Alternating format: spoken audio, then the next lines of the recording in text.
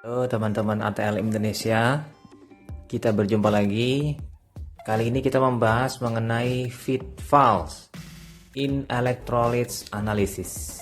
Hal-hal yang mungkin bisa menjadi suatu kesalahan atau hal-hal teknis lain terkait dengan pemeriksaan elektrolit di laboratorium. Kali ini kita membahas materi milik Anik Wijayanti, Laboratorium Patologi Klinik Rumah Sakit Umum Saiful Anwar, FKUB Malang.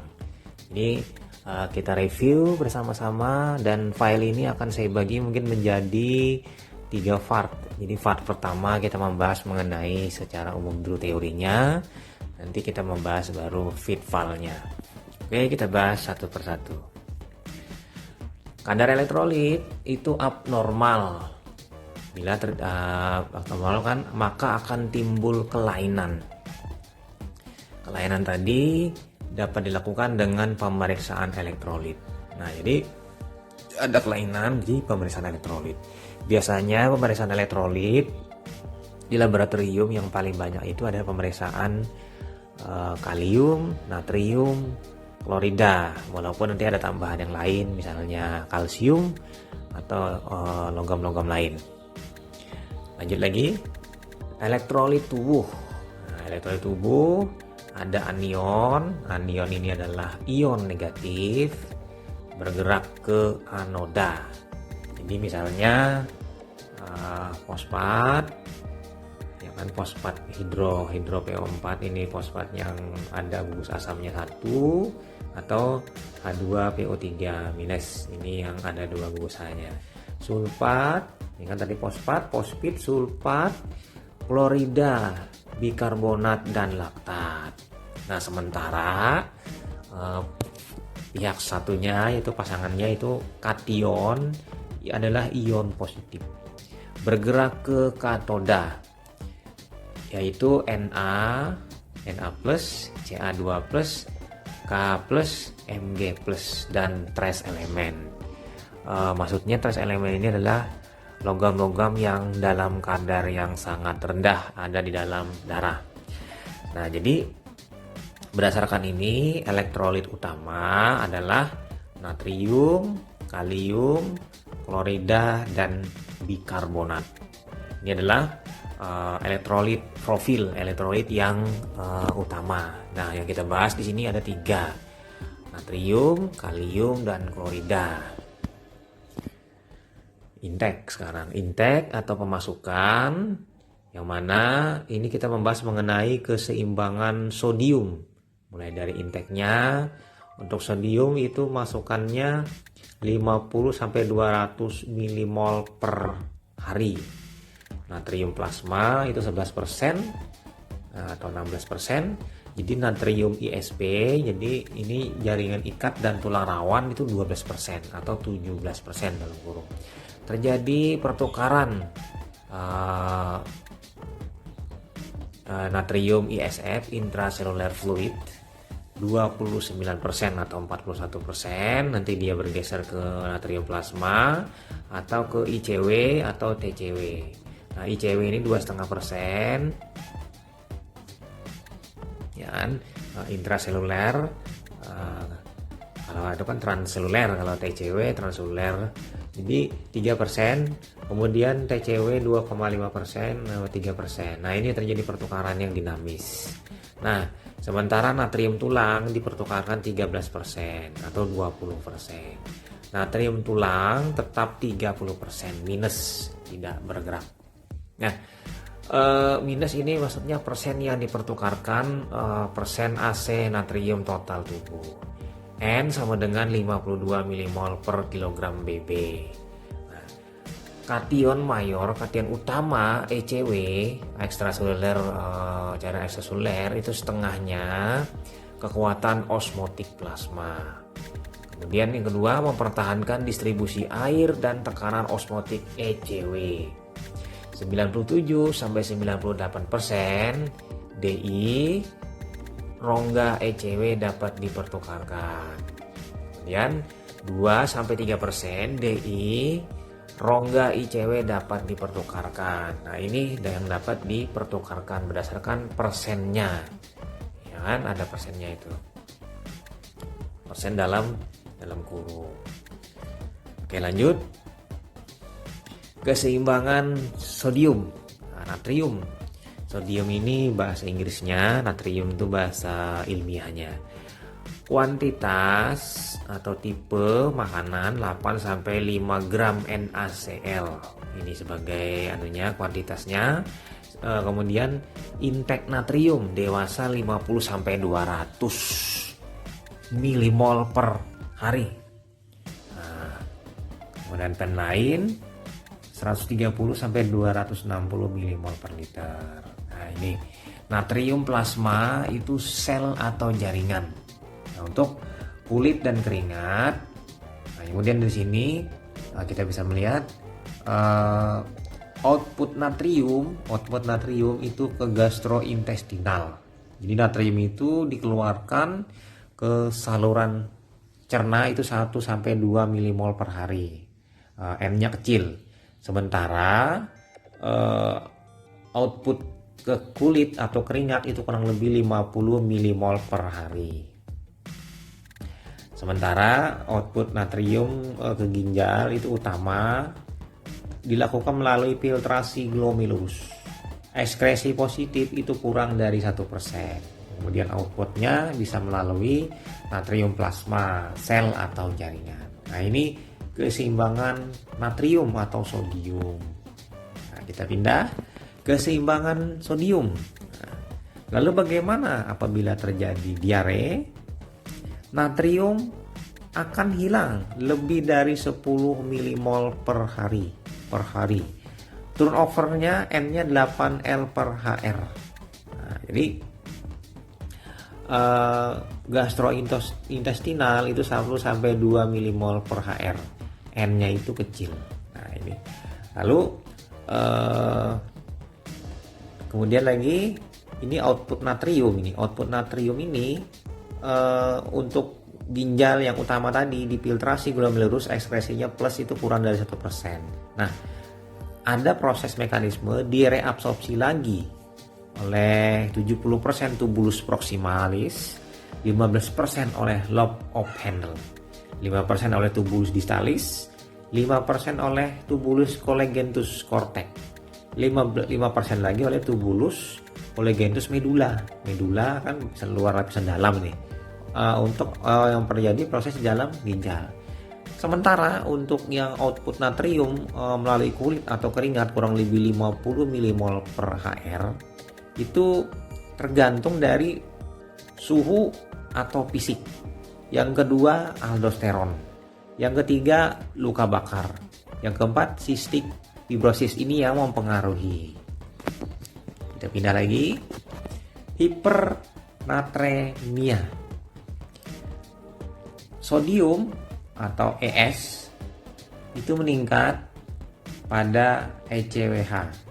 ECWH abnormal itu N-nya atau ISP itu terjadilah udema. Nah, berupa apa hipernatremianya? Gagal jantung, penyakit hati, sindrom nefrotik, hiperaldosteronisme, dan pada kehamilan. Ini dapat terjadi pada 5 hal ini, hipernatremia. Sementara itu pada hiponatremia, natriumnya yang rendah, tadi hiper atau berlebihan ini natriumnya yang rendah. Itu pada kasus diare berat atau Drainage GI. Drainage GI artinya banyak pengeluaran pada gastrointestinal ini, mencret, diare. Yang kedua keringat berlebihan atau cystic fibrosis, pada kondisi cystic fibrosis. Yang ketiga luka bakar luas. Jadi seseorang mengalami luka bakar, misalnya dia rumahnya terbakar, dia kebetulan terbakar pada saat menyelamatkan diri, itu luka bakar yang luas misalnya. Atau tertumpah zat kimia yang menyebabkan kulit dia kena semuanya dan terjadi luka bakar kaustik, atau luka bakar karena zat yang korosif. Kemudian yang selanjutnya adalah hipoaldosteron.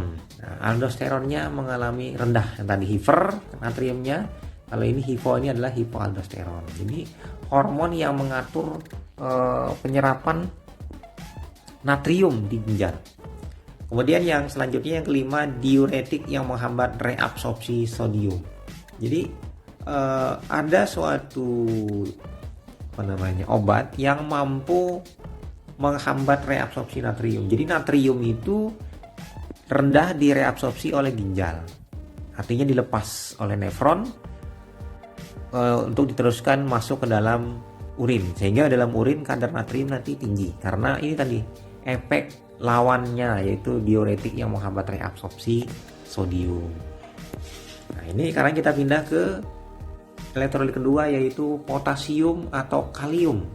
Potasium bahasa Inggris, kalium bahasa ilmiahnya. Kation Mayer tubuh. Ini kation utama di dalam tubuh. Kalium intraseluler lebih dari 98% pada ICW, yaitu 150 sampai dengan 160 mmol per liter. Ini dia karena dia merupakan kation utama dalam tubuh dalam intrasel. Kalium ECW itu 3,5 sampai dengan 5 mmol per liter ekstraseluler. Misalnya di dalam plasma, dia hanya 3,5 sampai dengan 5 mmol per liter. Nah, dipengaruhi KTPase POM.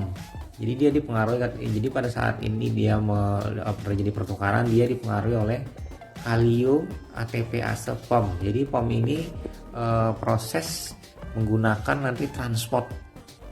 Jadi ini aktif transport. Jadi perlu energi penggunaan ATP.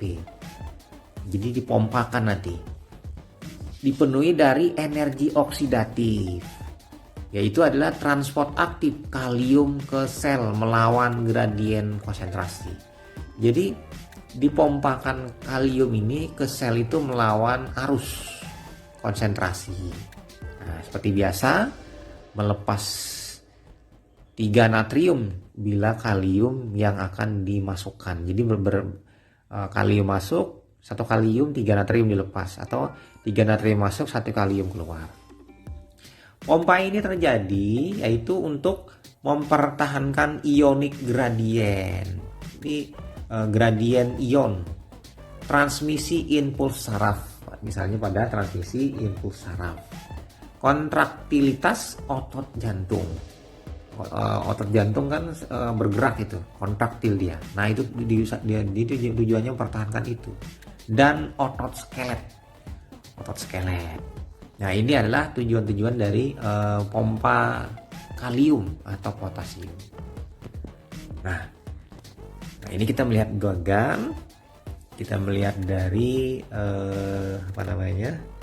ECW, itu ECW-nya 98% K plus 150 sampai 160 mmol per liter. Dia berada di ECW 2%,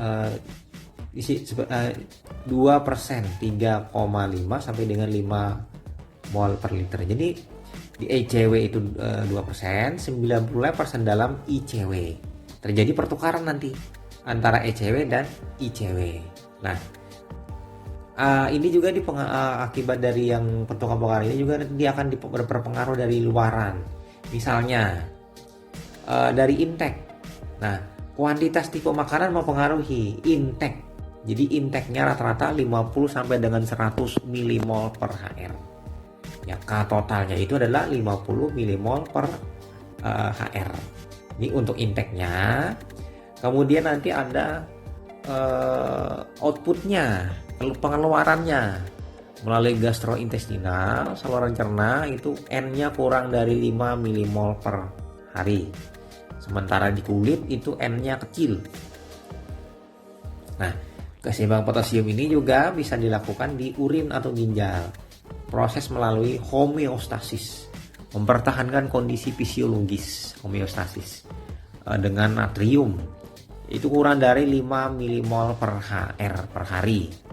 Nah, sementara hal-hal lain yang mempengaruhi, misalnya pertama, asidosis stimulus adrenergik hipoksia jaringan ini berpengaruh.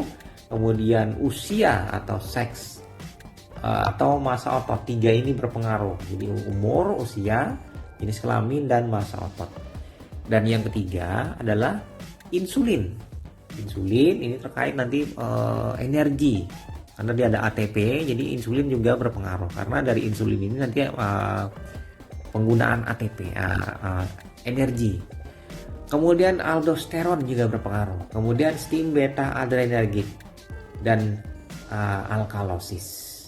Nah, berbicara alkalosis itu akan menurun, yaitu kalium ECW menurun, kalium ECW ke ICW juga menurun. Kalium akibatnya kan kalium ICW meningkat. Jadi penurunan kalium ECW dan kalium ICW ke ICW, jadi bergeser dia. Akibatnya kalium ICW akan naik. Jadi pada alkalosis ini kalium ICW naik, kemudian kalium ICW menurun. Nah, efeknya lagi yaitu sekresi kalium oleh ginjal meningkat. Sekresi kalium oleh ginjal meningkat pada kondisi alkalosis, naiknya pH darah. Nah, ini adalah gambaran keseimbangan kalium atau potasium. Nah, kemudian hiperkalemia. Nah, ini hiperkalemia, K+ itu ICW ke ICW. Jadi hiperkalemia ini terjadi karena kalium itu bergeser dari ICW ke ECW. Itu terjadi pada kondisi apa? Asidosis. Asidosis, pH menurun karena kenaikan H+, cross injuries. Injuries, kemudian hipoksia jaringan. Lalu defisiensi insulin. Insulin yang rendah ini menyebabkan hiperkalemia. Overdosis digitalis. Overdosis digitalis. Kemudian intake potasium yang meningkat, pemasukan kalium yang meningkat. Sementara disertai dengan apa? Output potasium yang menurun. Jadi pengeluarannya yang menurun juga. Jadi bila ini terjadi maka terjadi hiperkalemia. Nah, akibatnya gejala hiperkalemia itu adalah perubahan ECG. Kemudian aritmia jantung. Jantung mengalami aritmia. Nah, ini gangguan pada jantung detak. Nah, ini. Kemudian kelemahan otot. Otot mengalami kelemahan. Lalu yang keempat adalah parestesis. Nah, apabila semuanya ini, maka akan terjadi bahaya hiperkalemia berupa aritmia jantung. Ya, aritmia jantung berarti nanti akhirnya apa? Terjadi cardiac arrest. Kegagalan atau jantung yang mengalami kegagalan, kerusakan. Nah, sementara yang lain ada pseudo hiperkalemia. Nah, jadi pseudo ini palsu, hiperkalemia palsu. Itu terjadi pada hemolisis. Adanya hemolisis menyebabkan kalium dalam eritrosit itu masuk ke dalam plasma atau serum sehingga kalium akan bertambah. Leukositosis juga berpengaruh, olahraga tangan, tourniquet ketat, pena fungsi. Kemudian juga pengelopasan kulit. Ini menyebabkan kalium yang tinggi secara palsu. Nah, itu teman-teman bagian pertama mengenai materi elektrolit kalium natrium klorida. Oke, sampai jumpa di video selanjutnya dan nantikan bagian kedua. Bye.